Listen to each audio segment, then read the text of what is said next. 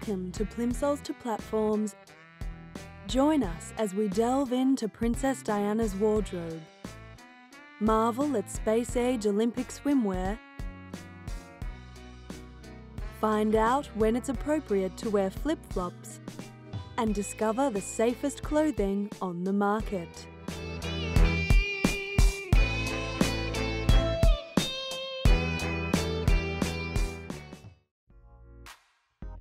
The last word in luxury travel goods, French fashion house Louis Vuitton has a long and distinguished history.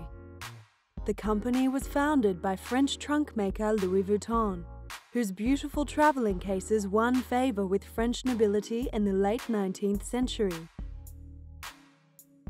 It was an era when wealthy people traveled by train for leisure and business, and Vuitton's exquisitely crafted trunks were popular because of their flat-top design, which made them easily stackable. The company has since diversified into a range of luxury products, including pens, leather purses, and bags. In 1997, Vuitton hired Marc Jacobs to design a ready-to-wear collection that encapsulated the company's luxury ideals at an affordable price. It proved to be an inspired move, with the Louis Vuitton clothing range becoming an integral part of the business. But Louis Vuitton has also found itself a victim of its own success. The company's famous entwined LV monogram and the products it labels are the most counterfeited items in the world. Vuitton's travel cases are still made by hand, and all the company's products are carefully vetted for quality. However, the cheap Chinese knockoffs for sale at markets around the world are factory-made, and Vuitton fears their poor construction and sheer ubiquity devalues the brand. The legitimate products are carefully monitored and sold exclusively through Vuitton's flagship stores. The company never holds discount sales and has no outlet stores. Its products can only be sold online through the official Vuitton website. After more than 150 years of setting the fashion pace at the high end of town, Louis Vuitton looks like being around for quite some time to come. The company has successfully adapted to a brave new world while retaining its distinctive craftsmanship and exclusive reputation.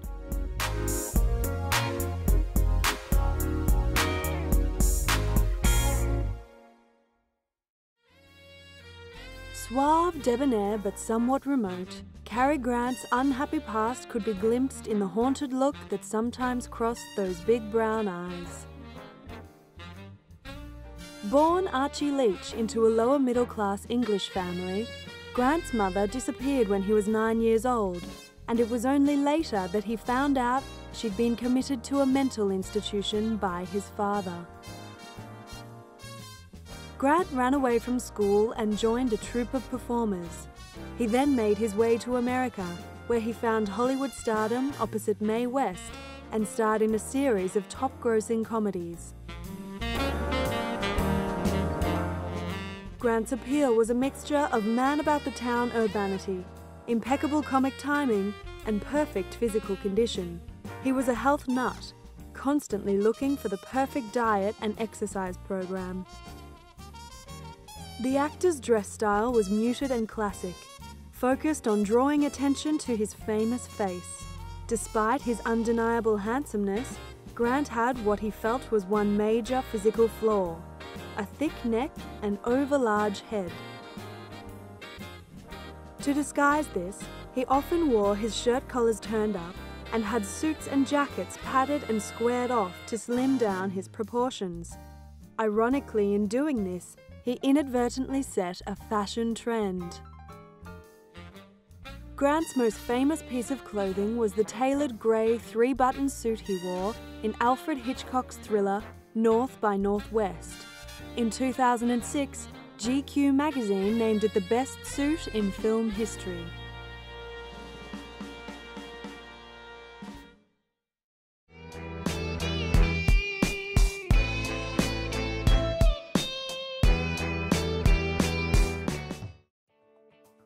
Gone are the days when Olympic swimmers could take to the pool in any old swimming costume. Today's racing swimwear uses cutting-edge technology to give competitors the edge. A special space-age swimsuit, developed by Australian company Speedo, NASA and champion swimmers, aims to improve athletes' performance by reducing drag, which can slow swimmers down as it passes along the surface of the skin or swimsuit.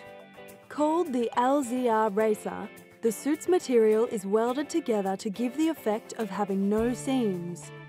It's the first Olympic suit 100% bonded, so the seams are actually welded together, so there's no stitching whatsoever.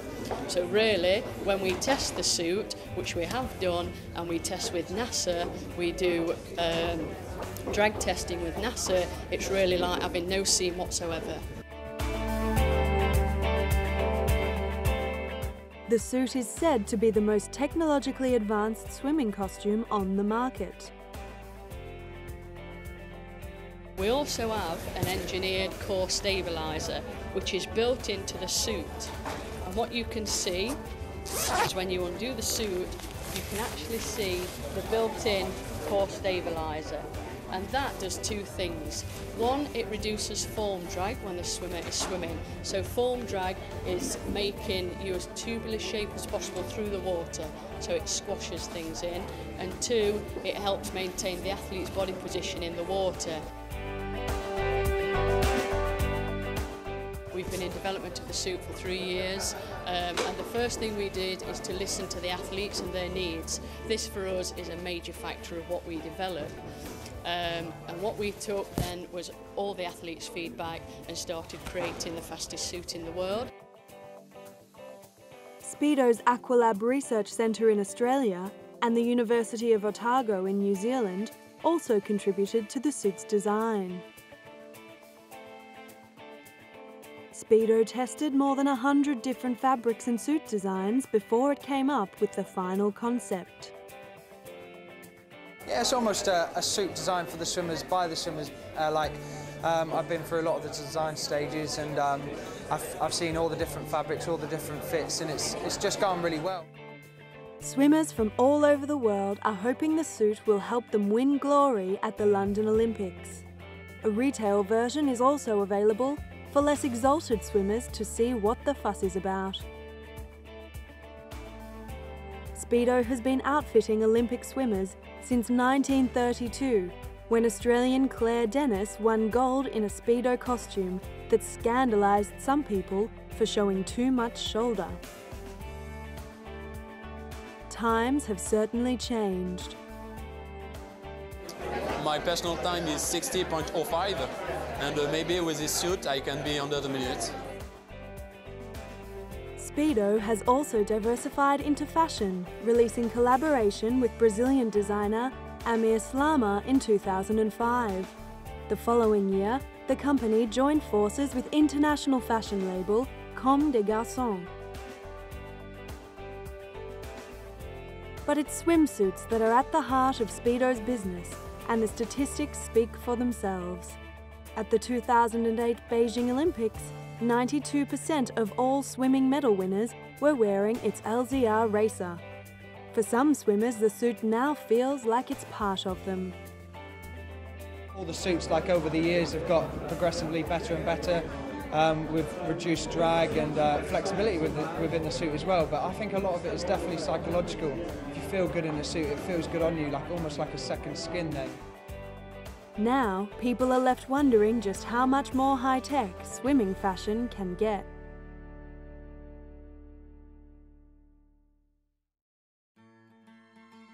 With crimes like hijackings and kidnappings on the rise, especially in places like Mexico, the rich and famous could be excused for feeling a little paranoid.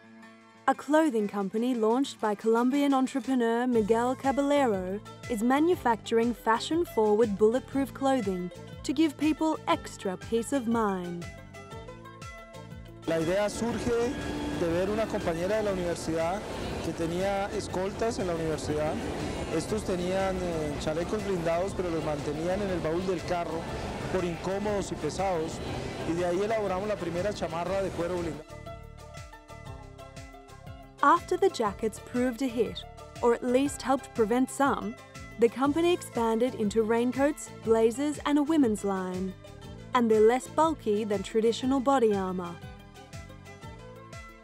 El producto básicamente funciona absorbiendo la energía del proyectil y haciendo mezclas de nylon y poliestileno, nylon y poliéster realmente.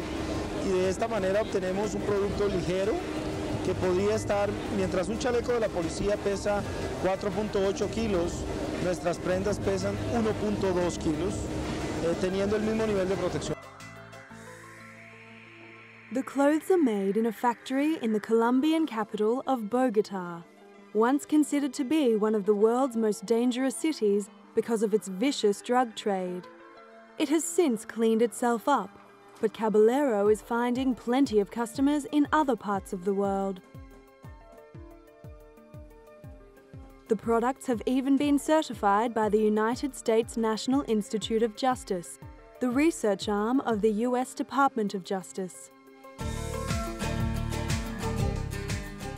From business people to royalty, presidents to actors, a wide range of people are taking up the option of wearing stylish clothes with hidden built-in protection.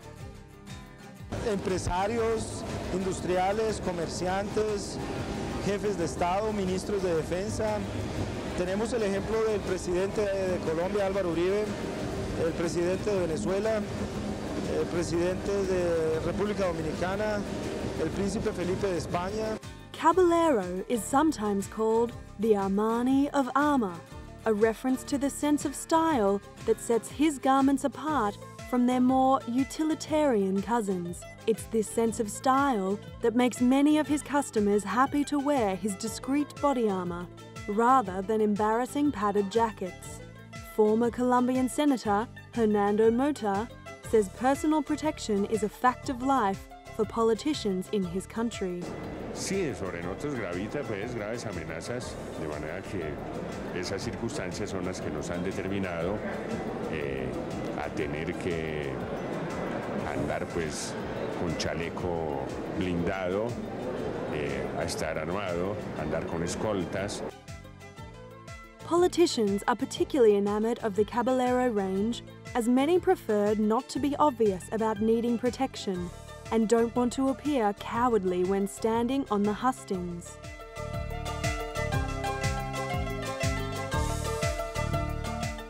Despite their flexible contours, Caballero's clothes can withstand ammunition from weapons such as 9mm and 44 Magnum guns, or even a submachine gun.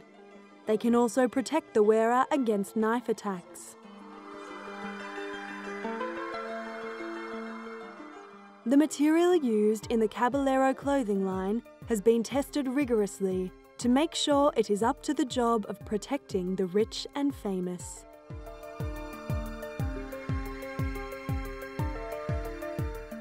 Miguel Caballero's concept has become so popular that in 2005 it was selected as one of the 31 best business ideas in the world by Business 2.0 magazine. Caballero says his loyalty club program is called the Survivors Club. It's open to anyone who's been saved by wearing one of his garments. And its numbers are ever increasing.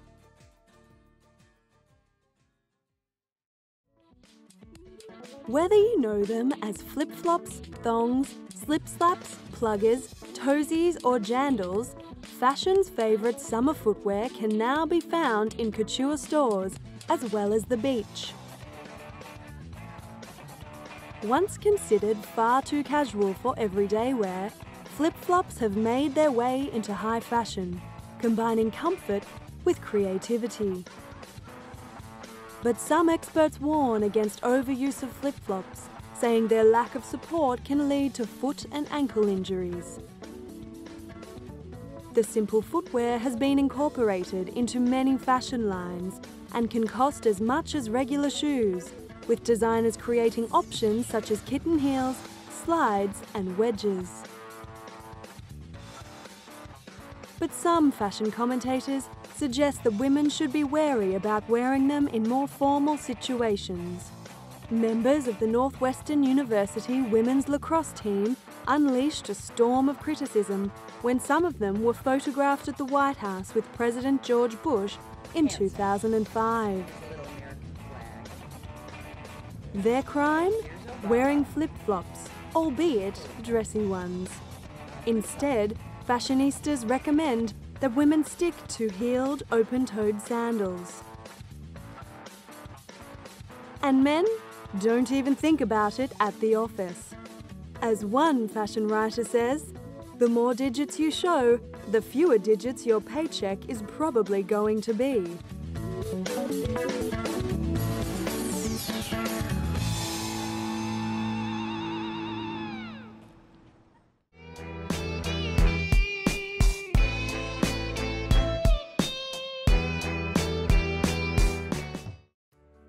When Charles Windsor chose his bride in 1981, she was a shy, demure kindergarten teacher.